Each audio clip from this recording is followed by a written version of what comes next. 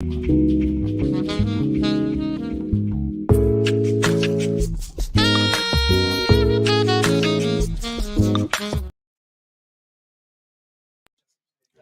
back to Broncos Training Camp, Broncos Park, powered by Common Spirit down in Dove Valley. See, Nate Lundy's got me saying that brand name there. He's kind of worked it into my head. You got it. All the signs all around here yet, but we are here as we have been every day at Training Camp with Cody Roark, the lead Broncos writer at Mile High Sports and host of the Locked On podcast. As the Broncos get going this week, prior to their second preseason game with the Packers, this is the final week of training camp. Practice today, tomorrow, joint practice with the Packers, and then that's it. And the season really comes, careening towards us very, very rapidly for the Denver Broncos after the performance that we saw last weekend. We know that Bo Nix is scheduled to start this game against the Packers. We know that the Packers, according to Matt LaFleur, are not going to play the majority of their starters in that game, though they will, of course, participate in the joint practice, because if you ask NFL coaches, they'll tell you the joint practice actually you get more out of than the preseason game, and that's why things will happen like that for the Packers. But Bo Nix is going to start that game, so he's going to be the primary rep getter, if you will, this week. Tell me why I'm wrong. At this time next week, Bo Nix will have already been announced as the week one starter and won't play in the final preseason game, or at the very least will play minimally. I don't think you're wrong. I feel like everything's kind of been setting up to that a little bit. I mean, obviously with Bo starting this preseason game, I mean, it's easy to imagine joint practices he should be starting and getting the first team reps against the Packers' first team defense, which, look, the Packers' first team defense, pretty dang good. Yeah. That front seven, unbelievable, good linebacker play. You got big, physical, fast, athletic linebackers. You've got really good defensive backs in the backfield. Like, that'll be a really good test, and it's your first look, really. And, look, you're not going to get that in the preseason because Bo's going to start, but Bo's not going to be playing against the Packers starters in week 2 of the preseason. So I think get as many good reps and looks as you can in this joint practice, where, as you talked about, like, it's weighed a little differently than the preseason games. The preseason games carry weight, but really when you're not going to play a lot of your starters, at least like the Broncos will play theirs, Packers not, get good work, get really good work in, and obviously, keep things clean. You don't want to see any skirmishes during training camp. I know the NFL is just recently, because thank you to, I think it was the New York Giants. It was the Giants. Yep. They ruined it for everybody. Yep. $500,000 fine, I believe, what they got, and warned everybody else that it's coming. So, pay attention. And look, I think skirmishes are appropriate as long as it doesn't get out of control, right? Like, you have one skirmish, fine. Okay. But if you have like 6 or 7, then that's a little bit of an issue. So thank you, Detroit. Thank you, New York, for ruining for the rest of us. But aside from that, I will say, next week, I think why not? Why not? Why wait until the week 1 of the regular season to announce it? Do it now. And then also at this point too, it gives you clarity on what to do in week 3 of the preseason. You name Bo the starter.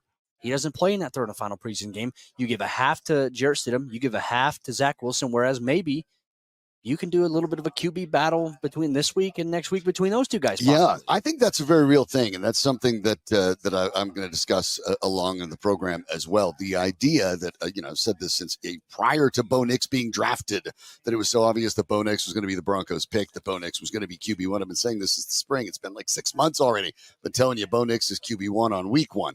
But I tweeted it last year during Bo playing, I think it was against CU. I was like, Bo Nix is going to look really nice in a Broncos uniform. There you go. Bang. So, the vision there is very clear for those who are looking for it, as opposed to those who are, kind of get wrapped up in the idea, it's a battle. It's not a battle.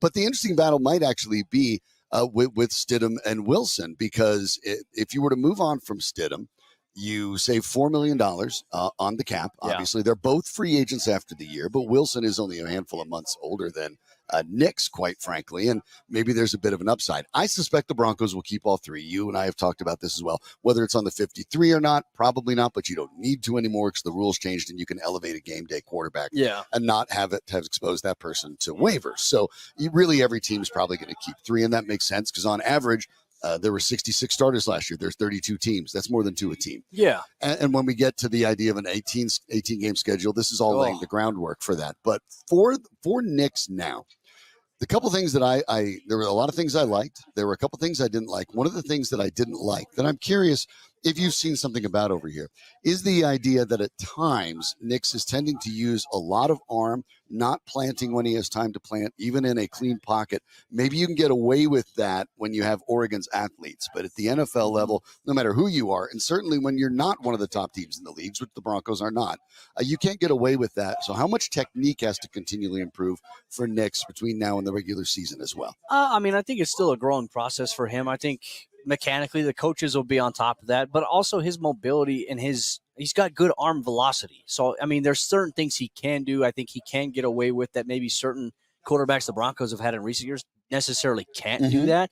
But you also want to be smart. You don't want to, I mean, there was one play where he kind of contorted his body through kind of sidearm to the middle of the field, and obviously it was caught there, but it's like you got to be careful in certain situations like that because – and I'm also going to give him some grace too, because you talk about, for him, this was his first game in the NFL. It's new. I'm sure there were some nerves, elemented. You could see it. The first pass attempt to Dulcich in a regular game probably gets picked. Yeah, and so very, very curious to see maybe what he looks like. Does he settle in a little bit more here? And look, I think he settled in quickly after his first couple of pass attempts there. That throw he had to Cortland Sutton on the sideline, using his legs there, that's nice. Like, his ability to throw on the run is great.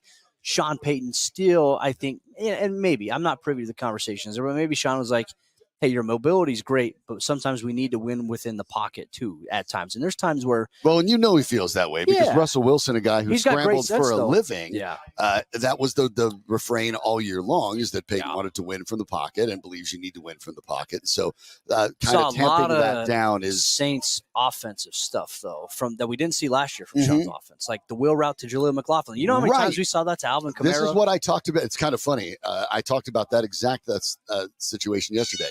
The idea that you saw Jaleel McLaughlin in that Alvin Kamara role. It is not apples to apples because obviously a smaller guy, and you saw McLaughlin run in between the tackles. But yeah, you're seeing some of the pieces and parts of what Shawn Payton wants to run and what he's had success running in New Orleans. You're starting to see that get assembled here in Denver. And I think for a guy like McLaughlin, that means there is a clear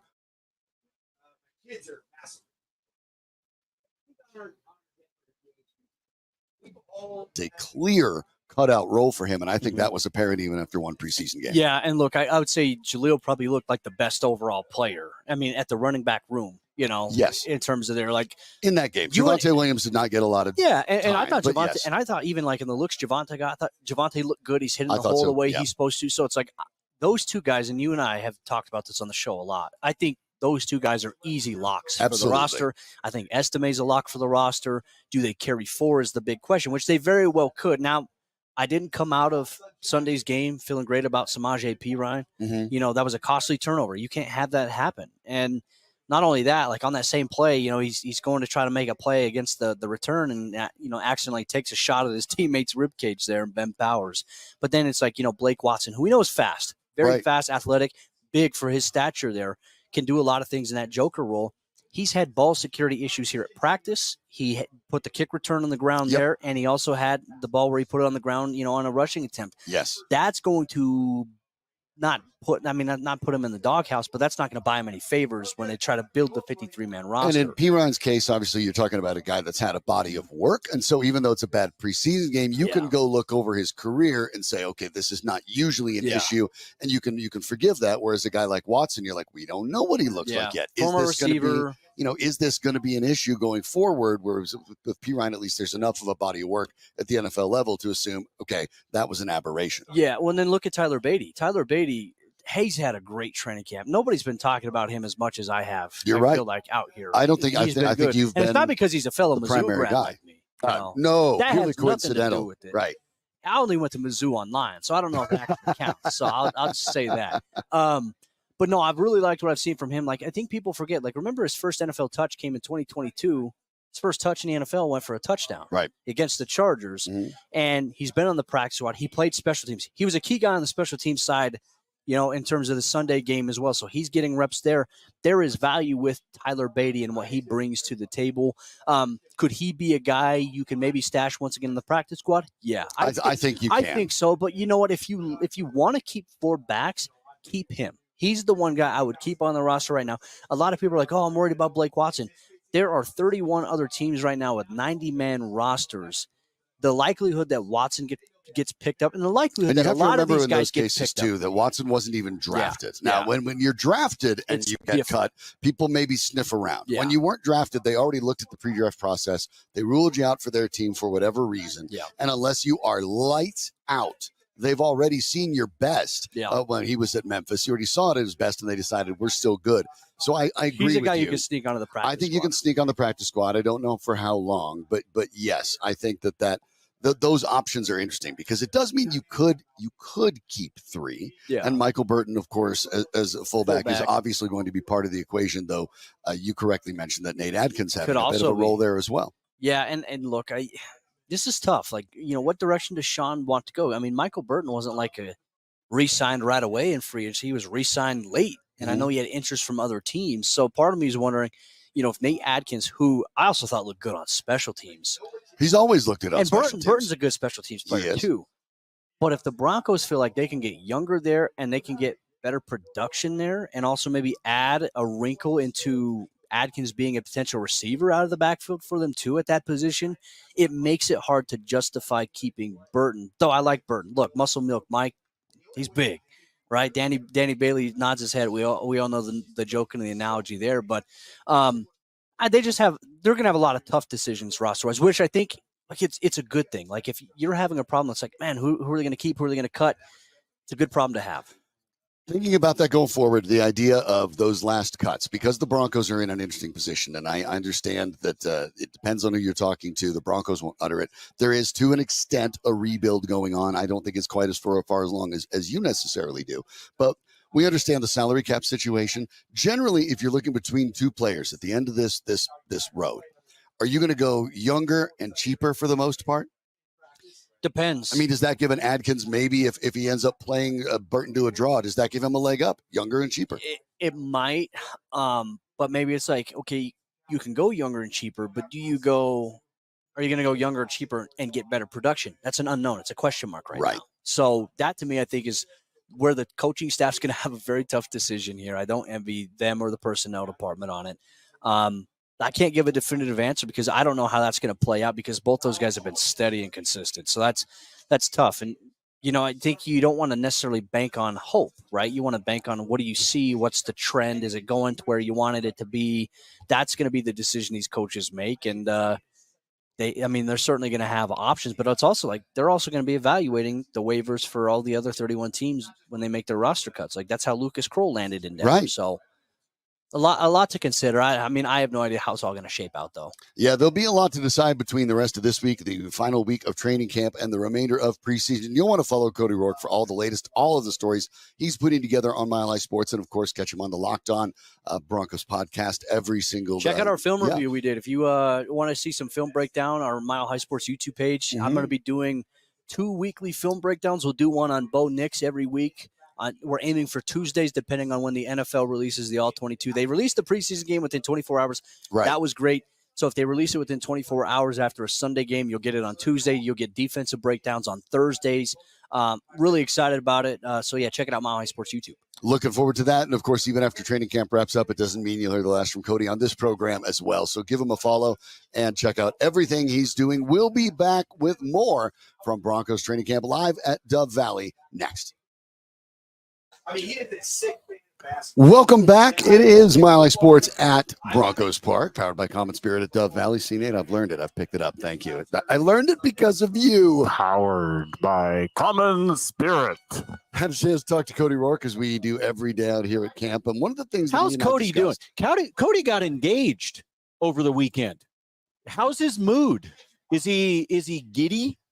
Is he Twitter-pated? Look at Nate dropping breaking news here. Oh, it wasn't breaking news. He posted it on social media. Oh, okay. Well, but he got engaged over the weekend. I just wondered how his mood was. Well, congrats. I'll have to mention that tomorrow. He seemed chipper and ready to get to work. How's like that? Jones? No. Oh. No. That's the only chipper I know. Yeah. What other old-timey phrases can he or bright eyes and then bushy-tailed? Well, I asked if he was Twitter-pated. Twitter-pated? That's a Bambi reference? Little Bambi reference. Solid. Okay. Yeah. He's I just wondered if like his commentary was like extra nice, little mushy. Oh, Shawn, Bo Nix is just, he's just such a teddy bear. I'm just wondering if he's if he's going to go soft on us. No, all business. Or if it's going to be like, yeah, all business, covering the team, because now he's got the nervousness, because he's been thinking about this for a while. One would presume. He shared that with me a while back, and so now it's happened, and she said yes, which means that's good, because otherwise it would have been really bad, right? Like you just go, oh, I can breathe now, because so anyway, congratulations to our boy. Absolutely. We brought up the idea that, Bo Nix is QB1. Bo Nix has been QB1. Quarterback competition was never a thing. Yeah, I like that the rest of the media is starting to catch on to what we've been saying. Only for took 2 6 months. Two.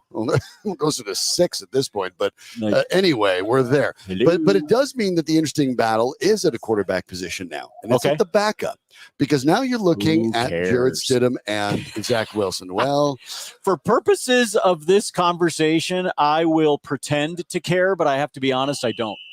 Well, let's be honest. By and large, so I will put on the face and I'll talk about it. Reality in the NFL is there aren't even 32 good starting quarterbacks on the planet. So by and large, the reality is, and anybody who knows plays, let's say, fantasy football, which doesn't usually have a lot of representation in real life, but this one it does. If your starting quarterback goes down for the season, you're screwed. Correct. End of story. That's that. That is correct. That's why over in Minnesota, even though the meniscus surgery for J.J. McCarthy isn't supposed to keep him out all season, they're sweating. And even though they have Sam Darnold, who is probably a better than average backup, but it means that your season is pretty much shot. You have to make sure you protect your starter. So to Nate's point, I get why it may not be that compelling when you're talking about wins and losses, because if your backup has to start, you're more likely getting a loss than a win. And think about this, Shawn. There are some teams where when we are talking about who their backup might be, it could be that it's somebody that maybe they took somebody in like a 4th round, right? Like a team took a flyer. Or say you picked them in the top 10. Well, yeah, right. But you get my point. Like Atlanta? sometimes the question about the backup is because it's like, okay, the general manager, the coach, whatever, they decided to take a flyer on, fill in the blank out of, Wake Forest in the 6th round or whatever. And so you're trying to figure out whether that guy has NFL caliber talent or not. That's not the case out here in front of us. It isn't. And that in this case, in Jarrett Stidham's case, he's been a backup now. He's bounced around, but he's been a backup now for 3 different teams. When you're talking about Zach Wilson, he has more than 30 career NFL starts. Have they been good starts? Not really. But you know what? Very few people ever start that many NFL games. It's not a number that doesn't have some value. But the point you bring up about draft picks is interesting, because that informs this discussion. Yes. More and more when you're talking about the big dollar quarterback numbers, and if your quarterback can walk and chew gum at the same time and is onto their second contract, now they're making 30 million plus. And it might be 40 million plus very, very, very quickly on average. That means that the way you construct your roster can be challenging. And it's one of the reasons that when we have seen at times teams like Kansas City, teams like the Seattle Seahawks, when they had quarterbacks on rookie deals, the San Francisco 49ers with Brock Purdy, that you can build up a really impressive team around them. So finding a way to get value there matters. Jarrett Stidham makes $7 million in his last year of his contract. Were he to be released, where the Broncos decided that they were okay with Zach Wilson, you'd get a $4 million cap savings. You'd have a $2 million cap hit this year, but the Broncos have so much dead cap money, it doesn't really matter. You go ahead and let that slide. Wilson, in this case, only makes $2.7 million this year, a lot less than the Stidham 7. I agree with you in the who cares idea that neither one of these guys are going to be the starter. The Broncos are going nowhere with either one of these guys as the starter. So you're talking about purely a backup. So then my question would be, what's the value of a backup? What makes the backup valuable? Is it experience? Is it raw ability? Is it youth and upside? Is it cost? Because obviously it's a factor of all of these things. But when you're looking at this Stidham versus Wilson situation, what do you tend to prioritize? I'm going to prioritize the cost. And despite all of his flaws and his infatuation with Cougars, I think the right guy they call them mountain lions. Well, they're mountain lions over a certain age. If you want to have somebody that has been under center and all of those kinds of things, I think you maximize the affordability, the guy that has been under center, albeit he has not shown a whole lot, and Zach Wilson is your 2. And Stidham is, I don't know, you release him, and if he makes it back through and he signs on your practice squad, so be it. I think that is the right way to be able to play this, Shawn.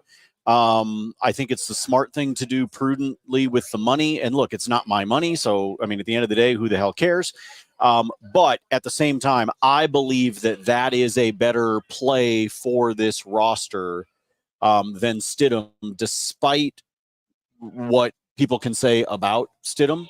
The only caveat I will put to that is if behind the scenes, the stuff that we don't see when they are in their team rooms and their film studies and all those kinds of things, if for whatever reason Zach Wilson is absolutely not picking up on what Sean Payton is trying to put in front of him, then that's going to make the decision for you, and the difference of $4.5 million doesn't matter. Right. However, all things being equal, Zach Wilson should be the 2. Well, you and I are swimming upstream on that because I agree with you. And Stidham 4 for 7 in the preseason opener. He had an interception that really wasn't his fault. P. Ryan bobbled the ball that probably should have been caught, but certainly should not have been tipped upwards. So I'm not going to pin that on Stidham. But Wilson went 10 for 13 in his span of time, 103.7 passer rating, the best of any of the quarterbacks, including Bo Nix. And I look at that too. I look at both the youth, and I tend to look at the situation in which the money factors in. And I guess, and this feels like I'm piling on Jarrett Stidham, but I'm not. We're talking about a guy that has been in the league. This will be his 4th year, right? It's only 4 years. He has thrown a grand total of 197 passes in total, with a lower than 60% completion percentage, 8 touchdowns to 8 interceptions.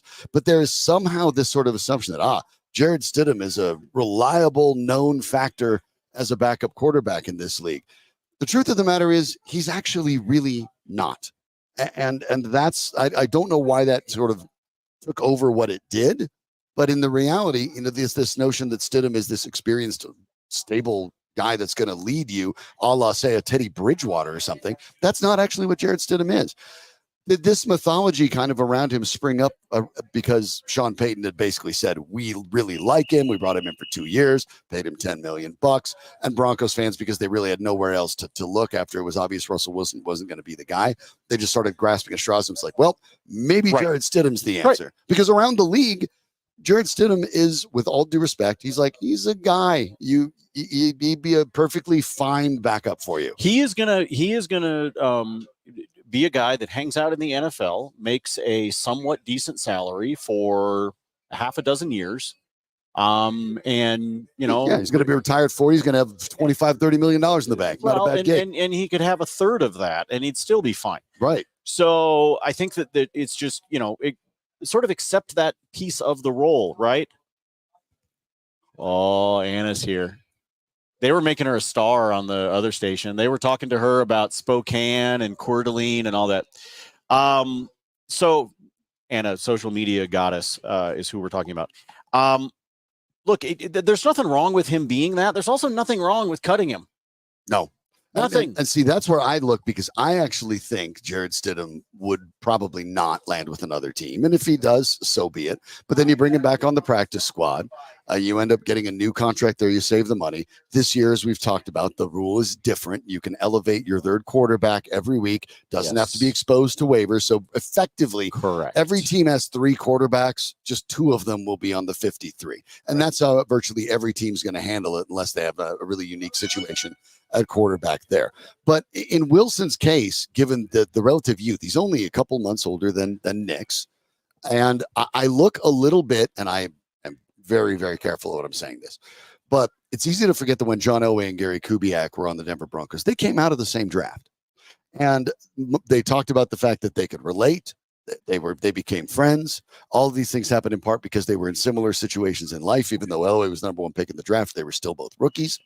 And I can see a scenario in which Wilson, who has more starts, but is really trying to, get his footing in the NFL, still has some things he might be able to share with Nix, but they can work together as they grow. And given that Wilson is not expensive, $2.7 million in the last year of his deal, nobody around the NFL is dying to add Zach Wilson. This is really, to my mind, I would do exactly what you suggested, Nate. I would cut Stidham. If he doesn't get picked up, bring him back to the practice squad. And then it doesn't matter who your second or third quarterback is, right? Correct. During the course of a game, if something happens to Bo Nix, Sean Payton can go by feel. He can go exactly. He can go by feel. Whatever. He can go by what he thinks the defense is going to give him based on those two skill sets. Here's the other thing to keep in mind that I know it's early, but at the same time, I think it's hard to argue, Shawn, that Zach Wilson is not damaged goods right now. Oh, absolutely is. So what he should be trying to do, in my opinion, just from a pure career standpoint, he should be trying to get himself back to a level where he could be considered Trevor Siemian. Right. That's what he should be trying to do. I know that, your ego, especially when you've been at that level already, your ego says, I want to be a starter. I want to be a starter. I want to be a starter. He's gotten 30 plus. The NFL's tried it. He's not going to be a starter. No. What he needs to do is set himself up and his family up and, to have, $20, $25 million in the bank by the time he's done, and be good to go. And to do that, he can essentially, like you were making a comp between Bo Nix and Derek Carr. If it's me, I'm trying to make a comp. If I'm Russell, or if I'm Zach Wilson, or I'm Zach Wilson's representation, I'm trying to make a comp right now to a guy like Mark Brunell, Trevor Siemian, guys like that that were perpetually backups, but were backups in such a way that organizations were comfortable with. They considered you an asset. They consider you a guy that they go, yeah, we're paying our backup 4.5, 5.5, and we're perfectly happy with it. And he's out there, and we know that he's going to pick up the playbook, and we know that we can trust him.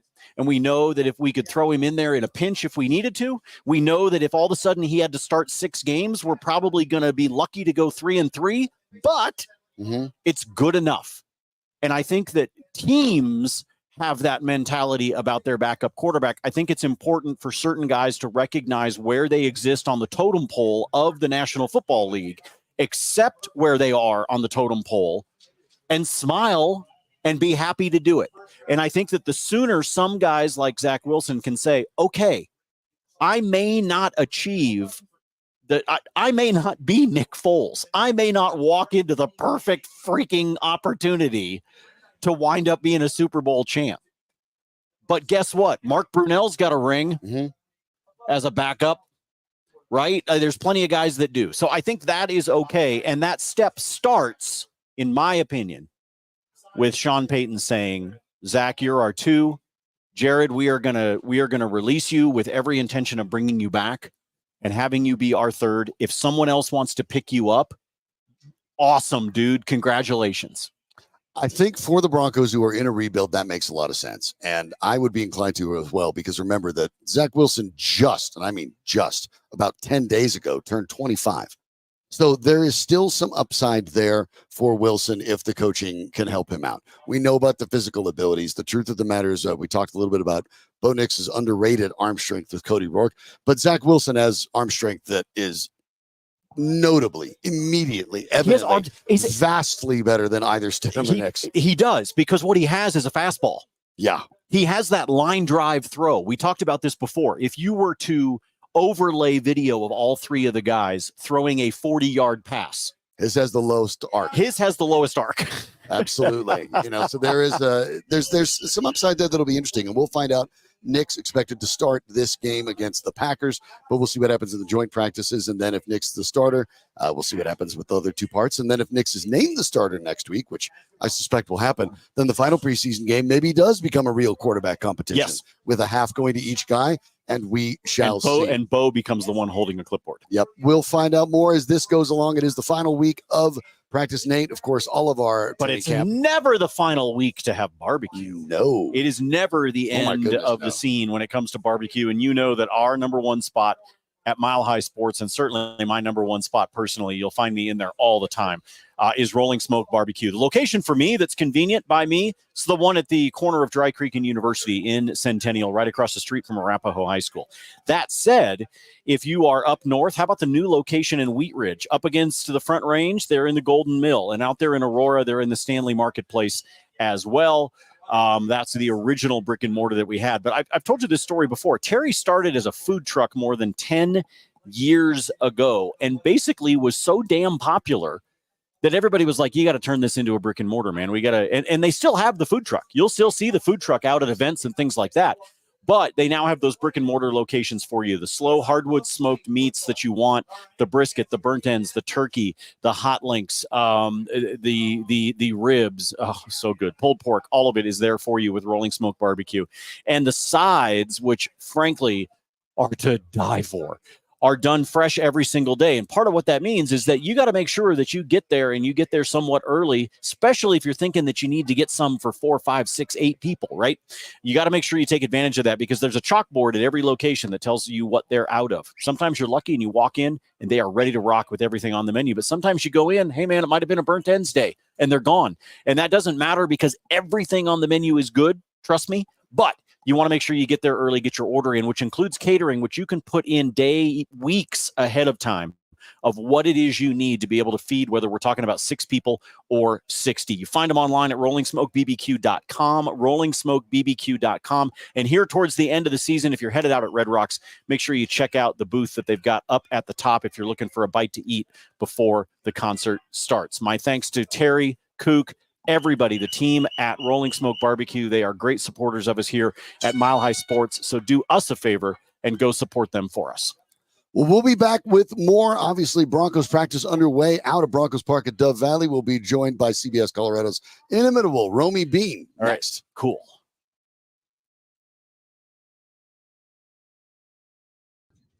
Welcome back to Broncos Park, powered by Common Spirit out at Dove Valley. See, I'm going to get that name. I'm cramming that into my head and helps with all the signs out here. Joining me today, as you may well know, for many, many reasons, award-winning now, by the way. Congratulations. We didn't get to talk about that since you won Broadcaster of the Year. Thank you. And you will also, by the way, get a little bit of Romi Bean in the upcoming issue of Mile High Sports Magazine coming out very shortly. Football magazine coming up there. No, I already edited it. You're going to look great. It's fantastic. So Romi Bean joins us here. Romi, thanks for sitting down. We're out here at Broncos Park. This is the final week of training camp. It feels interminable when it's happening, and then all of a sudden it's over. And that's kind of what this week's going to feel like. God bless it. It was like what Sean Payton said, was it last week or 2 weeks ago, there's no light to the end of the tunnel. It's just a dark, dark hole. And it feels like that for us as well as the players. Like, it doesn't matter. But yeah, I mean, the best part about training camp for us is we actually get to watch practices. I certainly don't take that for granted. But these guys, they're actually not really fights here, but you see all the fights breaking out and people panic. Mm-hmm. That's so normal. They're so tired of hitting their own teammate. They want to go hit somebody else. But this training camp, I think, has actually been a pretty interesting one. If you're really watching for how guys are developing and the storylines of maybe nationally it's not that interesting, but for us it is, right? Watching, you're really seeing the growth of this team and what it's evolving and what the vision is. It's been pretty fascinating. That's a good point, because when you think of what this was last year when Sean Payton came in and there was obviously not a fit with Russell Wilson in the way that everything came across. Now, this entire campus seemed much more, and the word that's been thrown around, I've heard by fans and even by other media members, is camp's boring. And I look at it and I think, good. Boring is not bad. It's supposed to look like that. In the end, this is practice, right? We don't go to a Denver Nuggets practice and go, wow, did you see Pete Watson with that block? That may change his entire season, because that's not the way it works. Look at him shooting those free throws. Right. Ooh. It's practice. And it's valuable, but it's valuable in so much as it is a smaller part of a larger picture.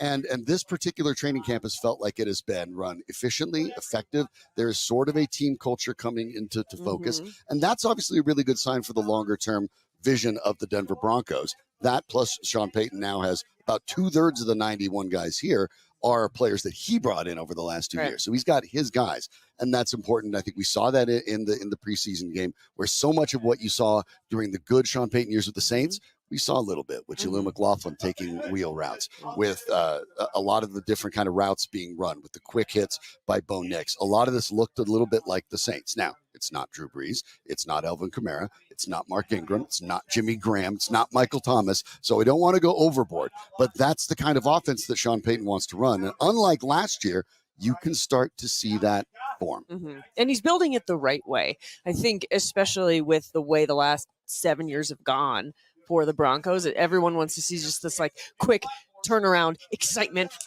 But we're actually, for the first time in quite a long time, for the first time really since Gary Kubiak left, we're seeing this being built the right way. That process is not always the most entertaining process, but it's fun when you watch it and you realize that, and then you can think, what it could look like year to year to year. It's being built the right way, and it feels so much more Sean Payton's team. Yes, year. it does. And you think about the really good teams. You think about, your Niners, your Eagles, and Brandon and I, drama notwithstanding. Yeah. You're not getting drama out of these Yeah. camps. And that's because those teams are good and they're competing for something. So this is a good sign. Of course, now we have the Packers coming in, joint practice on Friday, get a chance to hit somebody else. You'll get hit fewer of the starters on Saturday. But Bo Nix expected to be the starter of this game. Sean Payton already announced him as the starter, given the performance last weekend. It feels to me, and it's felt like this for a long time, that this is a fait accompli. It was never a quarterback competition. It was always when Bo Nix was going to take it.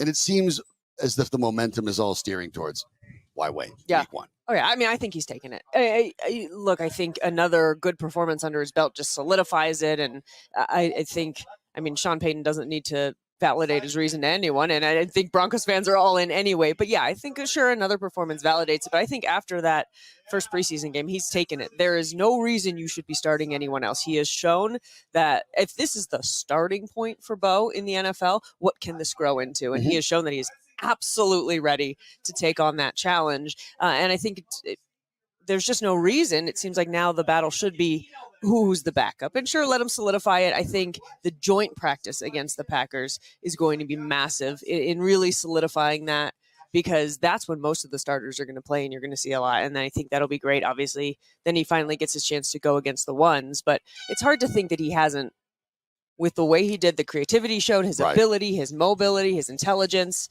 How is this job not his? Yeah, and it's felt like this was always going to be the case. I understand there's this excitement again in practice, the idea that, there's a big competition that it'll be totally up for grabs.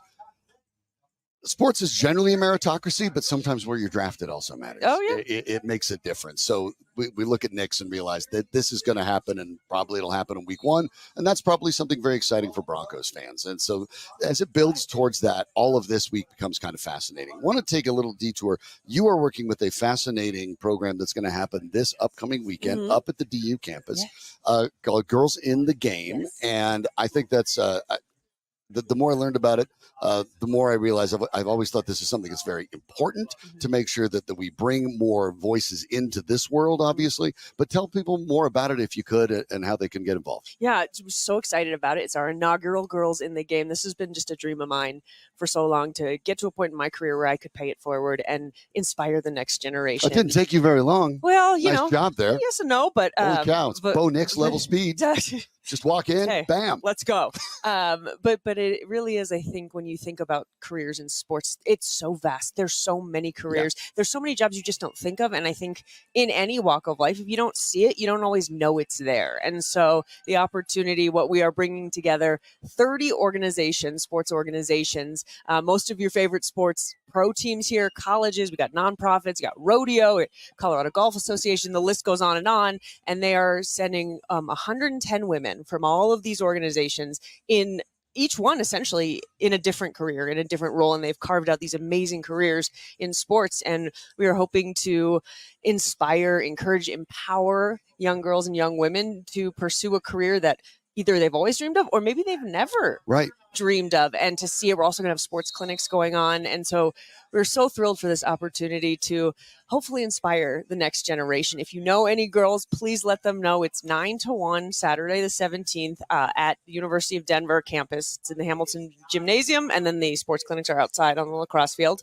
But just so excited for a chance to see what the next generation, can bring and wants to do. And it's the first one, so I'm super nervous. I hope people show up. I hope girls get something out of it. I hope all the organizations get something out of it. There's so many nerves that go with it, but really, really excited. And the timing's really good after the Olympics, obviously, which is really a showcase of women's athletics and also women in broadcasting, in production, in media relation, in all of these different roles. I think the point you're bringing up is really interesting, that there are a lot of career opportunities that people don't realize. The jobs even exist. Right. All sorts of different ways that you can be involved in sports professionally that don't necessarily involve being on this side of a camera. Right, absolutely. And then there's a lot of jobs and a lot of women we have coming that in essence created a job for themselves. So it'll be so great, I think, to talk to those women. How did you think of this? How did you discover this? And a lot of things is the intersectionality of sports and arts, for example. We're going to have Brianna Berry, who does My Cause, My Cleats, right? How'd she get involved know, in that aspect of sports? Speaking of kind of creating your own role, through her passion for art. So there's every kind of career you can imagine. And that's what it is too. I think a lot of these women have, we've got, of course, legends like Carol Callan. She's going to be on a panel, right? Everything she's done with basketball. I mean, what a legend. So it really runs the gamut. And I think you have to see it because it was something I never had available to me as a girl. I didn't even know half these careers existed, right? You got women in scouting and training and sports medicine and operations and in the front office, and the list goes on and on. Out here on the field, officiating, assistant coaching, all sorts of different roles that are opening up every single year more and more. We have an incredible woman who used to be very high up with NBA officiating. I learned about that when we reached out to her. I mean, I was like, this is amazing, right? So you have to, sometimes you got to see it to believe it. Yeah. And so that's really an intriguing kind of thing that you're putting together, because I think it does have an awful lot of value. So check it out. How can they find out more about it? Yeah, you can go to cbscolorado.com/girlsinthegame. We would love for you to pre-register, because then you can just walk right in, get your little swag bag, walk in, but you can also register on site.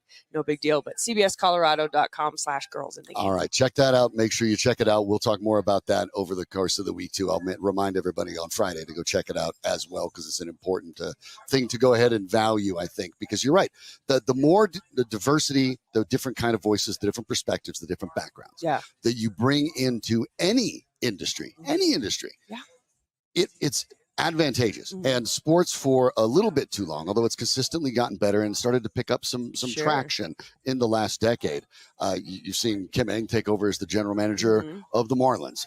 There have been all sorts of different situations in which this is consistently improved. You see Kelly Klein with the Denver Broncos, who has always been such an inspiration for me of look what a woman can do in scouting, right? And now this has become a little more obvious, and you've had a year where the WNBA exploded, and there's so many women in charge of that league behind the scenes and in all the capacities there. So I think it's really cool that you're doing this, because the thing that strikes for me is that I think a lot of people don't realize how many jobs are actually available in sports. Yeah. And unless you're playing, then it has no bearing whatsoever. Right. Yeah. It's about your head, your heart, your ability.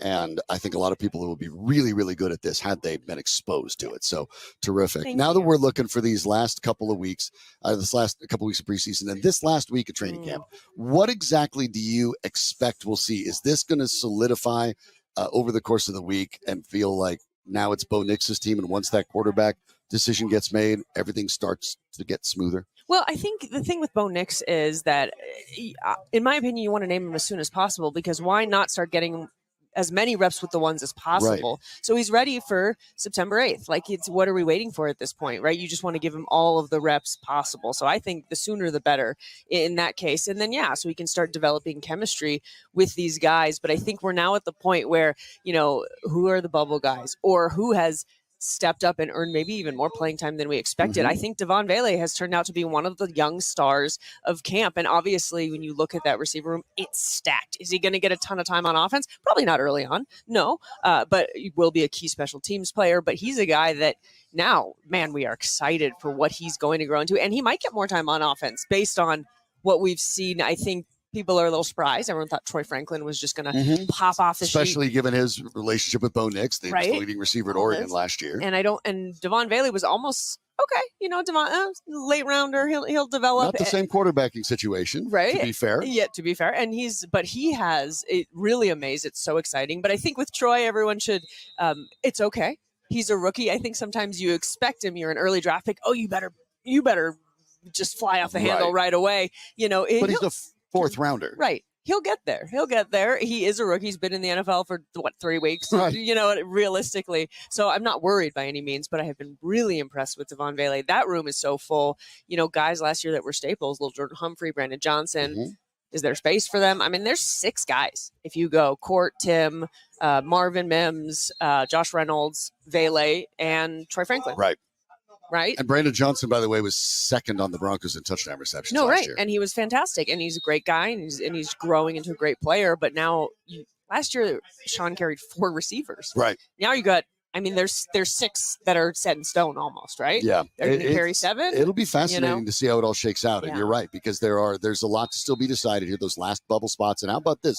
For the first time in a while, there's some discussions on who's on the bubble. There's some discussions on, can you keep this person on the practice squad? Because the talent overall is getting better. That they're not. Look, there's a reason that the odds in Vegas had the Broncos as the 3rd lowest to win the Super Bowl. That's for a reason.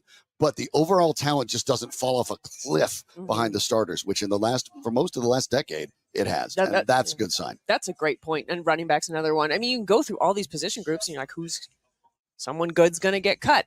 You know what? That's a really good thing. You make a great point. We have not been having these discussions for a very long time. It's been a while. So even if things don't turn into playoffs this year for the Denver Broncos, progress is being made. And out here at training camp, that's exactly what you're looking for. Seems to be what the Broncos are getting. Thanks to Romi Bean, who's got a very busy schedule for stopping in and joining us. Make sure you go to cbscolorado.com/girls in the game and pre-register. Come on, do them a favor. You can get in and get out easier, and they can get things set up easier as well. So go check that out Saturday, 9 to 1 at the Hamilton Gymnasium and outdoors on the DU campus. Easy to get to. Go check it out. Romi, thanks so much. Shawn, such a pleasure as always. Thank you. All right, we will be back with more from Broncos Training Camp on Mile High Sports next.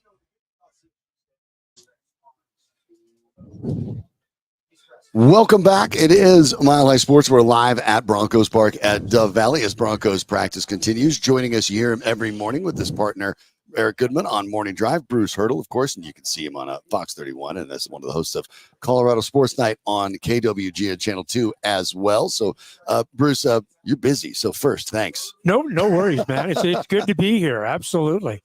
Get a little smarter when we get together and knock our heads, get this all figured out. Although, really, hasn't the souffle kind of risen to this point? I mean, aren't we...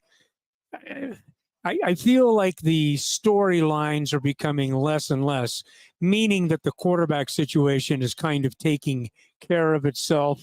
So really, what are the quandaries beyond that? There's going to be a few roster spots, this, that, and the other thing. But I think that we're finally getting to a point, Shawn, where we kind of know what to expect moving forward. Yeah, I think when you're talking about Bo Nix after the performance this weekend, after the fact that we've gone over it, the lion's share of the snaps, how many times he's been number one. Bo Nix was always going to be QB1. It was just a matter of time, and that time was probably going to be right at the beginning of the season, and I don't think anything's changed. But the crowd today out at Dove Valley, bigger, and I do wonder if that has to do with a Broncos country kind of fan base that has become, I think, somewhat inured to the idea that this team thinks it's going to be good and then it's not, and they're in a show me mode. And I think what they saw a little bit from their first round draft pick and new starting quarterback was you got shown a little something. He's not Patrick Mahomes. He's not Joe Burrow. He's not Lamar Jackson. I get all that. All 3 of those quarterbacks playing the AFC, by the way, part of the problem for the Broncos. Thanks for reminding us.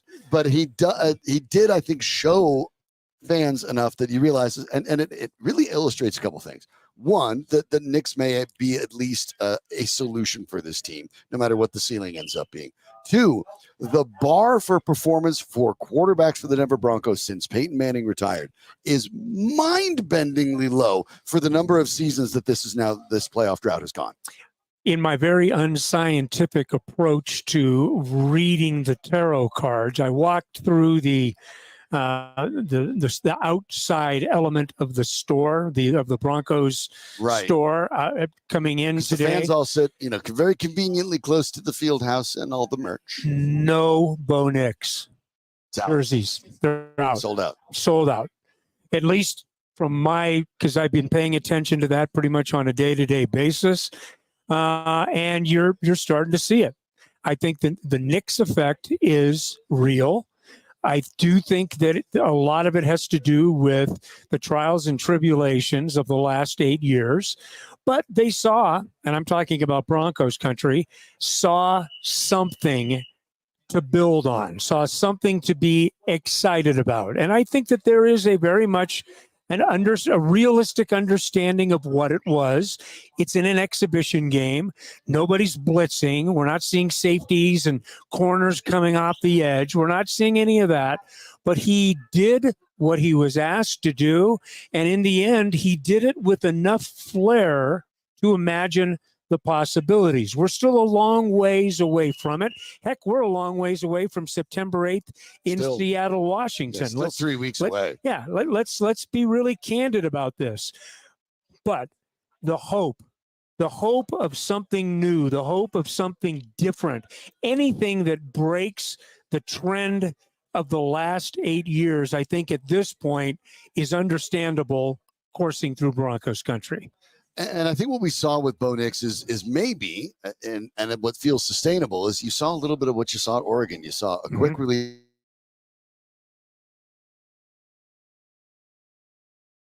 You saw memory. That's something he talked about as well. He started out with a little bit of jitters, obviously threw a pass to Greg Dulcich that could have and maybe should have been intercepted, but didn't make that mistake twice. And to my mind, that's really what I want to see from Bo Nix.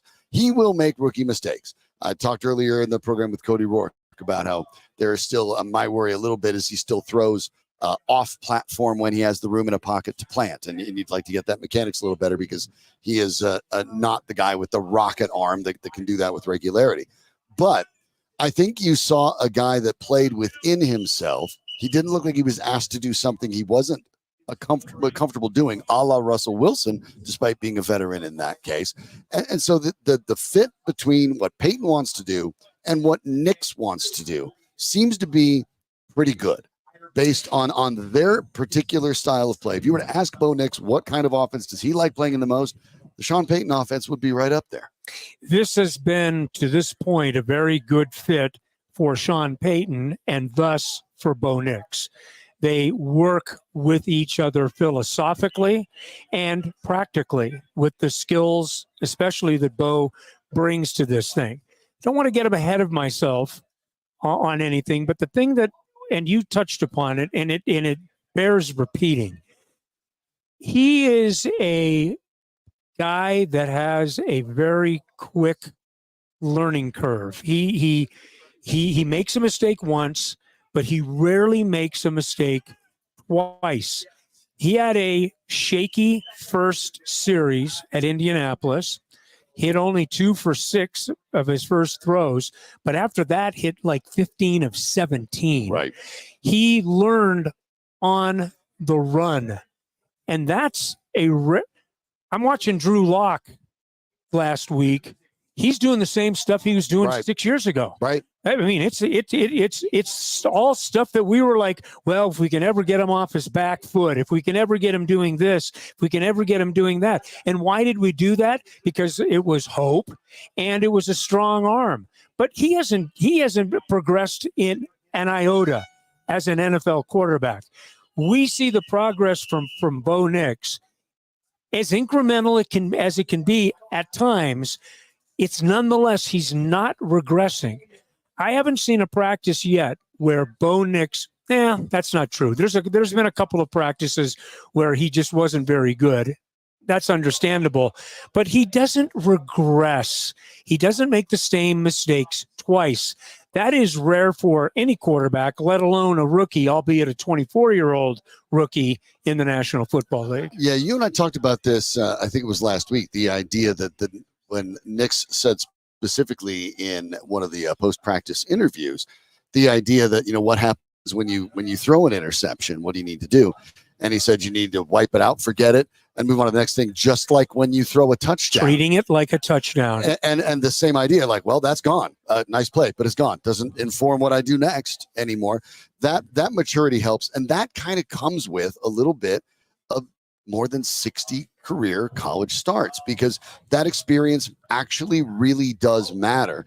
And I think you're seeing it pay out here. And there were some really good moves that you saw out there. At times, like I said, I'd like to see him focus on planting when he can a little bit better. And who knows? Drew Lock's still doing the same stuff, maybe here and there. That's the Tao of Bo Nix, and you're going to have to live with some of those things. But scrambled around, hit Cortland Sutton on a sideline route that gave Sutton time to haul it in, made a throw to Josh Reynolds, back shoulder on the right side of the end zone that could have and maybe should have even been caught, but a good pass nevertheless. The RPO read to Mims, which resulted in a touchdown, which showed, I think, a little bit of the arm strength that Nix has, at least in the short spaces. And that's a reality, too, because one of the things that we don't discuss with Nix, when you talk about arm strength and people get wrapped up in it, and I get it, Zach Wilson has the best on the team by a mile, but there are different kind of arm strengths. The idea that Russell Wilson was losing some of his zip, right? That happened, but Russell Wilson's efficiency and effectiveness on deep balls, even with the Broncos, even with their bad offenses, stayed more or less consistent with what he had done over the course of his career. Russell Wilson still throws a beautiful deep ball. Tim Tebow threw a beautiful deep ball. Couldn't get it to his target if he was 8 yards away, but he could get it when he's 40 yards away.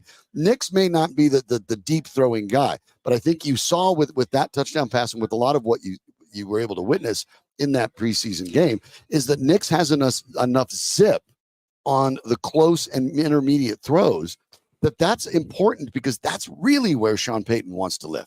I think part of his maturity is the recognition of his limitations. And no one ever wants to truly recognize those limitations because you're always working to push the envelope. He has more than enough arm strength to do what he is being asked to do in this offense. I don't think that Sean Payton, and this speaks to Sean Payton. Sean Payton's not going to ask him to do something that he's not comfortable asking him to do. And thus, Bo Nix gets more and more confident in what he can do without trying to push a ball. I've not seen, he had a ball behind Dulcich early that could have been picked. There's a difference between throwing a ball behind a receiver or throwing into a spot that is ill-advised. I haven't seen that from Bo Nix. I've seen throwing behind guys. That's a bit of a concern. I mean, you want to see him get that out of his system quickly. But some of that's just experience, understanding the speed difference and in it's the league. The NFL. And it's guys that can run from sideline to sideline and that can recover quickly. We all understand that. But what I haven't seen yet is a lot of Bo Nix trying to do something that he can't do. Strong-arm guys love to think they can throw it into tight spots irregardless. You see it year in and year out. Haven't seen that from Bo Nix yet, which to me is a part of the maturity that comes with those 61 games and with having played the position for so long. How it manifests itself in terms of succeeding or not, look, he's going to have growing pains. We understand that. He's going to have growing pains. But the upside, I think, is really intriguing and could be pretty promising. It will be interesting to see how the rest of this week goes, as Bo Nix seems to be getting a stranglehold on that job, which was his, but you wanted him to earn it. Keep in mind, too, by the way, when Bo Nix starts a game, he will be only the second rookie quarterback to have ever started a game under Sean Payton. The previous one now is in Kansas City camp. It's Ian Book, who played exactly one game for the Saints the year he was drafted. But the idea that Sean Payton has never really had to coach up a rookie quarterback, I would say that the early returns, and they are still very early, are really promising. And it's in part because he has his guy that philosophically they align. Without question. And I sense, and I think he did a very good job to kind of tamp down the reaction last week after the game in Indianapolis. He immediately went to, I thought all three quarterbacks did a good job. And you know what? In truth, all three quarterbacks actually did a pretty good Zach job. Wilson went 10 for 13. Yeah, I mean, so he wasn't wrong with that at all. But he's been very careful to shine a light on Bo Nix, even though every indication has been that relationship is progressing, the relationship is developing, and I think the trust that the relationship has garnered, even in 16, 17 practices, I think would put him and that relationship ahead of schedule. Want to remind you, by the way, that our friends at Constitute Health, their goal is to optimize your health and empower patients in their own journey, complementing their existing health care. And that's because everybody has their own medical needs. You're your own individual with your own situation, and you have to make sure that you address the things that you want to address. Maybe you're trying to lose weight. Maybe you just want better sleep or just better focus over the course of the day. These are all things that are unique to you. And so it all starts with blood work. And then when you get your blood work done, Constitute works over 2,000 locations nationwide. There's usually one within 15 minutes of where you live. Then you get, after the blood work comes back, a one-on-one consultation, providing the patients with transparency regarding their health, their concerns, and their goals. And then you work together on the therapies that you can use to achieve your goals. Those cutting-edge medical therapies help your body perform as it should or as it used to. Hormone replacements, semaglutide, GLP-1 therapies, peptides, NAD+, and more. You can burn fat, assist with weight loss, optimize sleep and sleep cycles, or enhance the cognitive and executive functions during longer days, as well as obviously build and retain muscle mass. So check them out online at constitutehealth.com. Mention Mile High Sports. You'll get $50 off your initial blood work and a consultation. And if you're at milehighsports.com looking at the great work that Cody Roark puts together, or maybe you're streaming Morning Drive with Bruce Hurdle and Eric Goodman, you can check out the link right there on the website. Get $50 off there. Doesn't cost that much to learn about what your body's trying to tell you and where you can go. Visit constitutehealth.com for more, and visit Bruce Hurdle, of course, in the morning tomorrow. Start with Eric Goodman, as mentioned, Morning Drive every day, getting you ready for your day with all the latest in Denver sports, doing a terrific job of that. And then, of course, the man's on your television too, and not one channel, but two of them. One of the hardest working guys in our biz, Bruce Hurdle. Thanks so much for Shawn, the time today. always a pleasure, my friend. Thank you. All right, thanks for joining us. We will be back with more. Nate Lundy will be back and join us. We'll talk a little bit about some of the trends that are going on in the betting world for the NFL. What does that have to do with the way that things shake out this season? Well, we'll discuss it next on Mile High Sports. Thanks, man. Thank you.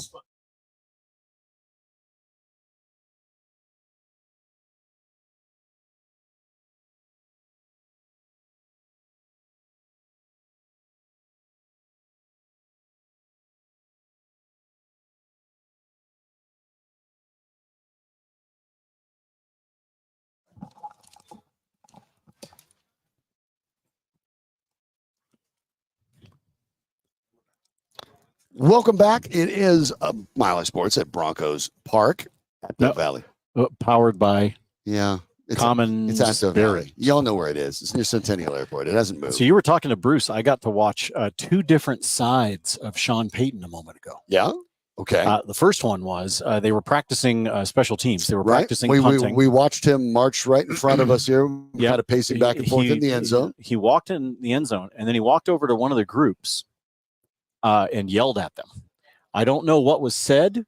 I couldn't hear that part. But I can tell you that the body language would tell you it was not praise.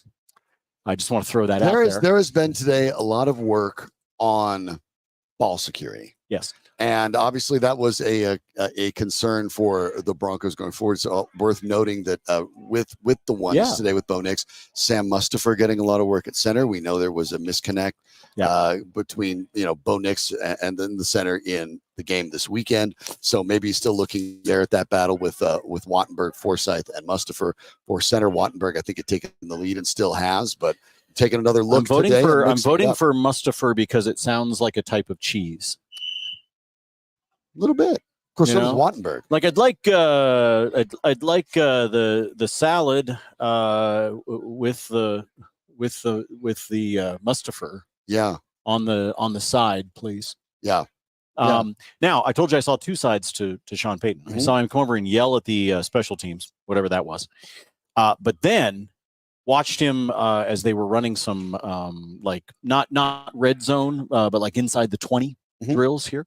Watched him like go out of his way, coming over with like a thumbs up right at Jaleel McLaughlin because of how he sold the play action that they were doing, which then turned into Bo throwing a touchdown. So you see both sides of it, right? Like your job is to knock guys around every now and then also turn around and lift them up. Yep, you got to do both. It's a little bit, it's almost like parenting at times. You have to make sure that you also reward. Yeah, but my kids don't make this much money.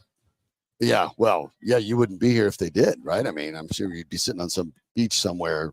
Well, I don't know. It'd probably be involved in one of those like Britney Spears-esque lawsuits. Probably. Okay, well, that's I mean, it probably at this point, you know, I'd probably be in trouble. So maybe it's a good thing. You know, more money, more problems, as they say. I would love to find out if that's the case, but that's what they say. My son's killing it, so I think we're doing okay. Well, speaking of the more money, more problems thing, you want to make sure that if you're thinking of betting, you look at the trends and bet. You don't want it to become a problem. And you've been obviously paying a lot of attention. You're on the podcast on the Big Five with Brad Evans, and of course, a lot of people know you here as the host of You Bet Tonight over the last couple of years, and. And you've noticed some trends going on in the NFL that are kind of intriguing. Well, there's a lot of trends that you can follow, but I also really appreciate the fact that we have some great partners. We have some good relationships, and that includes the crew at BetMGM. Which, by the way, today of the Broncos is the third longest odds. Yes. To win, and that's not going to change. That's not going to change. So again, dose of reality. Even though it's not going to change. Not going to work here anymore. It's not going to change. But one of the things that that I really appreciate is that a lot of the books are doing this now. They're very transparent about where the bets are coming in. Okay. And so there's two terms that I'm going to use here coming up. If you're still relatively new to sports betting, one of them is ticket. One of them is handle. Okay. Think of the ticket as the number of actual physical bets, right? Like if we went back in the day in Vegas, the guy behind the counter would hand you a ticket. Regardless of amount on it. Regardless of the amount. It could be for $1. It could be for $1 million. You could be Floyd Mayweather, right? Okay. So that's the ticket count. But when we talk about sports betting, we talk a lot about the idea of follow the money. When I talk about following the money, I'm telling you to follow what's referred to as the handle. Right. The handle refers to the amount of money that is out there. So it's the difference between a $1 ticket counts as $1. $1 million ticket counts as $1 million. So think of it like it was like a concert, right? The concert venue holds 10,000 people. You sold 10,000 tickets, but not every ticket's worth the same amount of money. Right. So the venue made X amount of money, no matter that they sold this ticket. And one of the things that we look at, and we don't, with what I'm about to share with you, it doesn't necessarily follow this particular trend, but we definitely look at this when we look at day-by-day betting. One of the things that you can look at as a bettor, whether you are serious or casual or somewhere in between, is looking for discrepancies between the two. And so the way that I would phrase that is, just as a basic example, is if today between Cincinnati and St. Louis, all right, if 30% of the tickets are on the Reds, but 60% of the money is on the Reds, that tends to be a telling sign. That tends to tell you that the sharps, the guys that have a lot of money, are leaning one way, whereas the tickets tend to represent what the public is doing. All right. Idiots like me, right? Oh, I'll put $5 on the Reds. That kind of thing, as opposed to somebody saying, I'm going to put 50K on the Reds. So what I've got, you better be real sure about it when you're doing that. Right? What I got courtesy of BetMGM this morning is an update as of this morning, as of about 8 a.m. Eastern time this morning, on where people are betting when it comes to the season leaders. Who will lead the league in passing yards? Who will lead the league in passing touchdowns, rushing yards, things like that. So I just want to share some of these with you, and I'll get your thoughts on them because I think they're pretty fascinating. Okay, sure. Okay. For most passing yards, the most tickets and the most money, 12.5% of the money, 14% of the tickets. CJ Stroud of your Houston Texans. Interesting. He is number one. He has been number one for the most part. Somebody's Houston Texans. For the most part, he has had the shortest odds. The only person who has had shorter odds and thus has the, the fourth most tickets, which I find sort of fascinating, is Patrick Mahomes. So the shortest odds are Mahomes, but he's actually fourth when it comes to betting. Let me give you the ticket count here for you. CJ Stroud is number one. Will Levis is number two. Tua Tagovailoa is number three. Patrick Mahomes is number four. Will Levis. If I gave you, Shawn, $100 of someone else's money, which I always like to do. If I give you $100 that isn't coming out of your own pocket, who would you, and don't say, oh, I'm going to take the longest odds. Just legitimately, who would you throw that $100 on? Maybe of just either those four, or maybe there's somebody else you like. I think now the guy that led the league last year was Tua Tagovailoa with the 4,624, and Jared Goff was right behind him. I don't think either of those guys are going to drop off much, but I actually like Stroud because Stroud, remember, he played in 15 games opposed to 17. Correct. And it was his rookie year. He only finished 500 yards out of leading the entire league. Yes. I like the two guys that I like for yardage because of the way their rosters are set up, the opponents they have are Stroud and Jordan Love of the Packers, who we'll see this week. Okay. And I Love, like by the way, finished 7th in the league in passing yards last year. Let me give you two others that I think are worthy of consideration. Okay. One of them is actually the person who has the second most money, second highest handle. Okay. Joe Burrow. And that makes a ton of sense, of course. If Burrow's healthy the whole year, we know what kind of numbers he can put He up. is also one of those ones that is fascinating, folks, because he only has 5.8% of the tickets, but 12.3% people forget about him. Of the money. 2 years ago, he was 5th in the league in passing, 4,475 yards. Yeah. The other one that I find very fascinating that I think, that Brad Evans has talked about on the podcast. Yes, Brad is a Bears homer. However, Caleb Williams is kind of an interesting thought there, too, because he could be playing from behind a lot. We just talked about Stroud finishing with the 8th most, and that's a team that, was able to make a playoff run. The Bears might be playing from behind a lot. Well, and I think that's why Will Levis is in the mix, right? Mm-hmm. Not because you think all that well about Will Levis. You just think the Titans are going to have to throw a lot to even stay in games. Right. Exactly. So I think it's one of those things you just sort of have to, you're going to think about it a little bit, I am not taking Will Levis. Right. I'm not sure he's going to hold on to the job. But I also will say Will Levis is a very sexy pick. The Titans are a very sexy pick on the AFC side of things. There are a lot of people that believe in what Will Levis will be able to do this upcoming season. He's got a couple of good weapons on that team, not the least of which is DeAndre Hopkins. So there's just, there's some things that he can do. Let's talk about some rushing yards, Shawn, because here's one of the ones that I always find fascinating. This tells you people are leaning towards the idea of a potential big payday. Okay. 49.6% of the money is on Zamir White at 25-1 of the Las Vegas Raiders. White. So you take away Josh Jacobs, because he is no longer there. Quarterback situation with Minshew and O'Connell is and you insert inconsistent. You insert Zamir White. There are some folks that say, giddy up. And I think they are most definitely, as Brad would say, getting seduced by the juice at 25-1. Yeah, I'm not touching that. I just don't think that the problem is the Raiders situation is the same as the Titans. They're expected to be behind a lot. And that means that's going to neutralize. And that has me concerned. Here's the one thing that I will say. Antonio Pierce made it very clear last year as the interim and very clear as that he likes to run the ball. Yeah. He believes in old school smash mouth, run the ball football. When you're a team that's, especially in the AFC West, it's something we've talked about with the Broncos, controlling the pace is a pretty good way to make sure that Justin Herbert and Patrick Mahomes don't beat you. Let me give you the other guys that have the highest percentage of the dollars. In at number 2, Breece Hall. In at number 3, Saquon Barkley. Number 4, CMC, Christian McCaffrey. Led the league last year. Derrick Henry. And then Bijan Robinson and Kyron Williams, Williams of the Rams. And Williams finished 3rd in the league, by the way. That you might have slipped under the radar. I think he did it in 12 games. Yeah, I think Kyron Williams is a very interesting play I like there. Bijan Robinson, too. From the opening line to where he sits today, he's gone from 15-1 to 12-1. So it tells you that that's shrunk down just a little bit for him from an odds standpoint.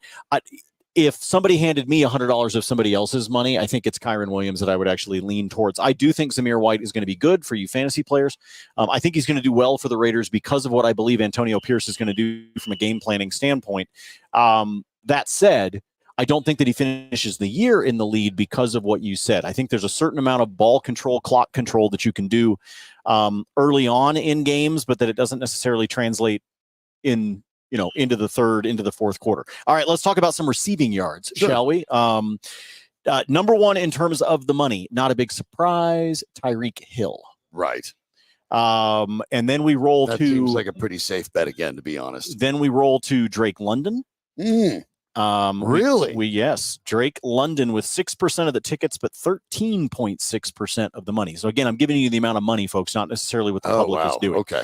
13.6% on Drake London. Amon-Ra St. Brown. There's my guy. 12.7. There's not even Josh Reynolds on the other side. Okay. That's my guy. Amon-Ra St. Brown, Shawn, if you were betting the proverbial $100, it would become $1,000 for you, I can live because with that. it is 10-1.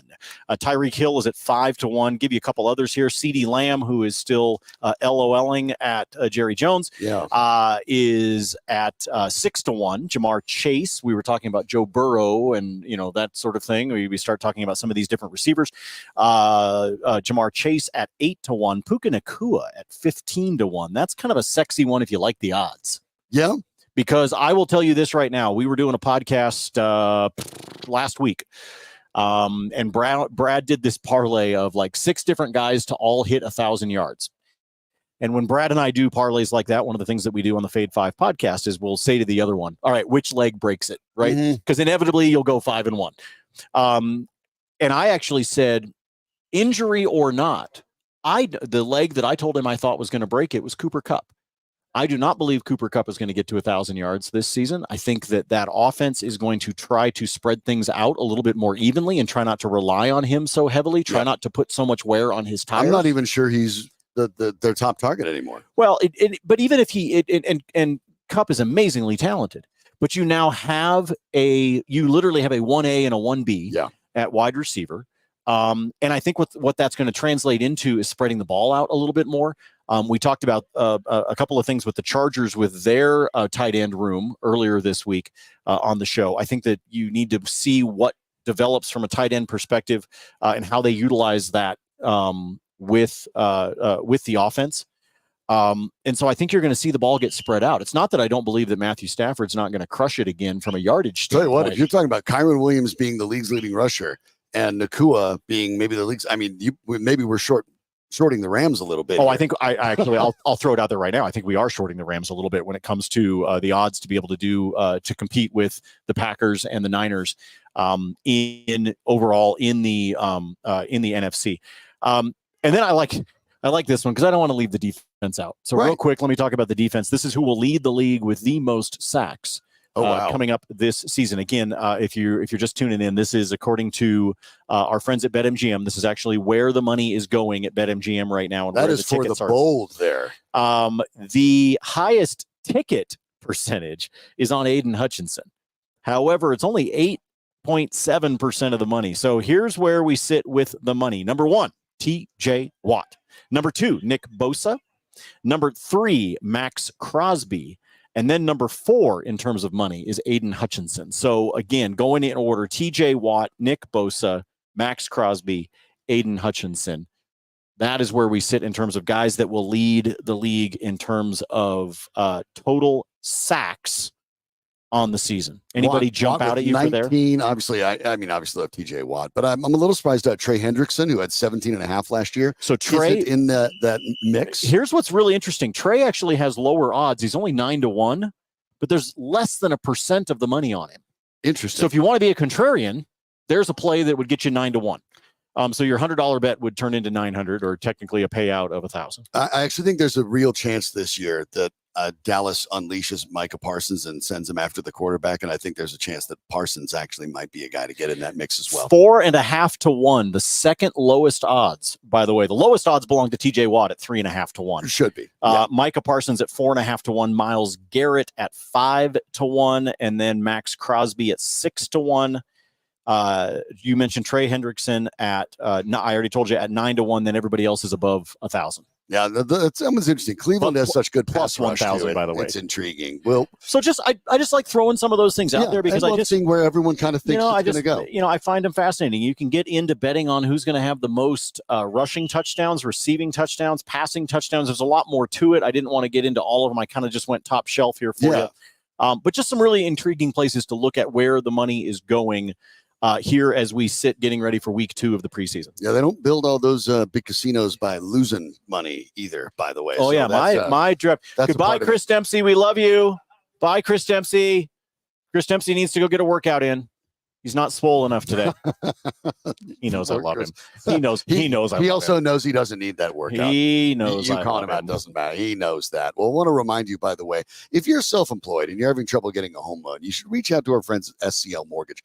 SCL's helped thousands of self-employed people refinance their mortgage or buy a house with their bank statement loan. No tax returns needed. SCL understands the challenges of being self-employed. So find SCL at myspecialmortgage.com or call 303-790-2222. That's 303-790-2222. SCL's been serving Colorado successfully for more than 23 years. So call them today or visit them at myspecialmortgage.com.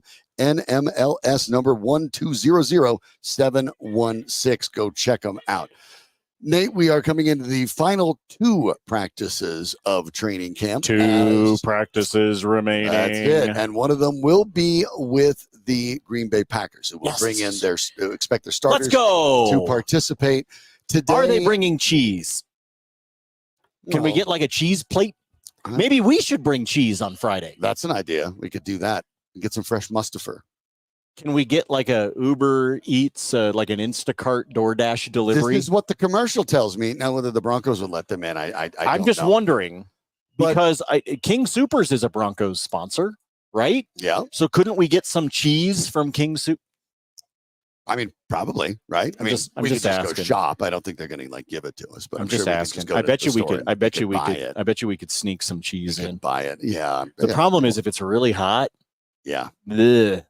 That's true. There's nothing worse than cheese Warm on a charcuterie cheese. board that's been sitting out for a while. I mean, unless you're, unless you're French, there's a couple. But I mean, in general. Well, yeah, I understand that. It's like going to Europe and getting your beer warm. That's just how they serve it. Room temperature, not warm, but it feels warm. Yeah, it feels warm to us. Warm. Yeah, it does. It's a little bit. I mean, there's places around town that brag about how cold their draft beer is. Right. Yeah, over there, they're like, we got no AC. So you're just kind of stuck. Yeah, AC came, but we had already built everything a couple hundred years prior, and we just didn't have room to put it back in. So you just kind of live with it. I'm just throwing that out there. It looks like we're still playing around with a little bit of some goal line. They're very close to being done though, because the mass of media has headed over towards the podium. Yep. And that's part of the change, because if you're watching it over at the berm, you can see, because for a lot of the practice, you'll see the press lined up, single file with their backs up against the concrete, and that's because you're looking for that sliver of shade, right? There is about 18.3 inches of shade. And that is what they're trying to get to. That's about it. So you get everyone arrayed there, like, it's a cadet review. They're all arrayed. And then when the press conferences might happen, then they start milling over to where that occurs, and you get stuck out in the sun, and that's the way it goes. But the Broncos today, I would say a spirited workout, despite the fact not wearing full pads today. Kind of more of a workout where speed, timing, ball security, a lot of things they wanted to work on in these couple of days prior to the second preseason game. But as Bruce Hurdle pointed out, I think it's kind of interesting. Bigger crowd today than usual.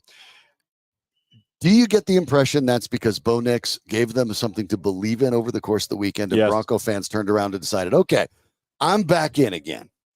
Just when you thought I think they pull you back in. So I think the slightly larger crowd today is due to a couple of reasons. One, they have not had a practice open in almost a week. Right, since last Thursday. So I think that's part of it. Right, you have a little bit of that gap. Second one is depending upon your school district. Some school districts started, yesterday, today ish. I think Jeffco starts tomorrow, maybe. Anyway, we're starting to get the school districts. So I think this is also, if you look over there, and I certainly noticed it when I was walking into practice this morning, it's a lot of parents and kids, which is not surprising. We see that almost every day, but very particularly today, I felt like I was seeing a lot of kids. And so I think we're getting that last little, hey, let's go to practice before school starts, sort of thing. So I think we're getting a little bit of that. But I do, Shawn, believe that primarily it has to do with, it's been a long gap since the last one. And you had reason to be interested / excited on Sunday morning and Sunday afternoon. Watching Nix today, obviously taking most of the snaps with the ones as expected. He is going to start. Sean Payton already announced he would start the game against the Packers now. When fans are coming out tomorrow, when they're coming out Friday, what should they expect to see? What would they be surprised to see?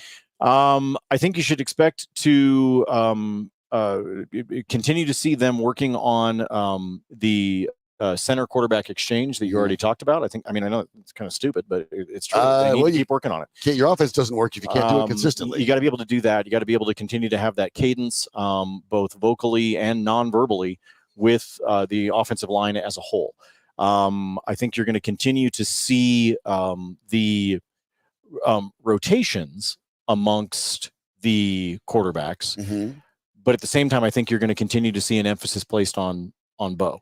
Which is what we all expect. And Nix may not be the guy with the majority of the snaps. He may not take most of the time with the ones tomorrow. That wouldn't be a shock, but he's expected to on Friday, of course, and then in the game as well. And we talked about the matchups with Stidham and Wilson.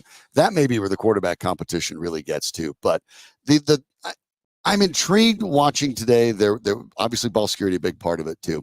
But watching receivers, this receiver group is fascinating because I'm of two minds there. There clearly is talent. There clearly is physical talent. There's clearly a lot to like. At the same time, what do we always say? Potential gets people fired, right? Well, potential gets people fired. It's also a dependent position. The most on the football field. As our good friend Joel Klatt loves to preach, that it is the most dependent position, arguably the most dependent position in any sport. So, you're relying on the fact that you're hoping to be able to have a solid quarterback play. And of course, that's what Sean Payton and the Broncos are looking for out of Bo Nix. But there is a lot of talent within this wide receiver room. I will also say this. I think there's a lot of talent at receiver in the NFL in general. Right. I believe that once that's a very good point. If we were to take the wide receivers, as we tend to do from a fantasy football perspective, Shawn, if we were to take the entirety of the NFL, as we do with fantasy football, and we were to place wide receivers in a tier 1, a tier 2, a tier 3, a tier 4, okay? Nice and simple. You could probably make an argument that everybody in tiers 1 through 4 are secure in a roster spot. Okay. But I would also make the argument the Broncos don't have a tier 1. Well, yes, but we'll ignore that just for argument's sake for the moment. And then when you get to tier 5 and tier 6, it looks like the same blob as a group of 5-year-olds playing soccer. All right? They're just following the ball around, right? It's just a blob of people. Now, that said, there's a stupid amount of talent in that blob, in that tier 5, in that tier 6. And it includes, frankly, guys like Vele. Yeah. It includes little Jordan Humphreys. Okay. And so part of the reason that I say that is, I have heard people argue. I know that the fan did it even, arguing about this idea that, if Vele continues to perform really well, then he's got value beyond just the roster. Maybe he's somebody that you can, go. Maybe a team wants him and they'll give you a pick.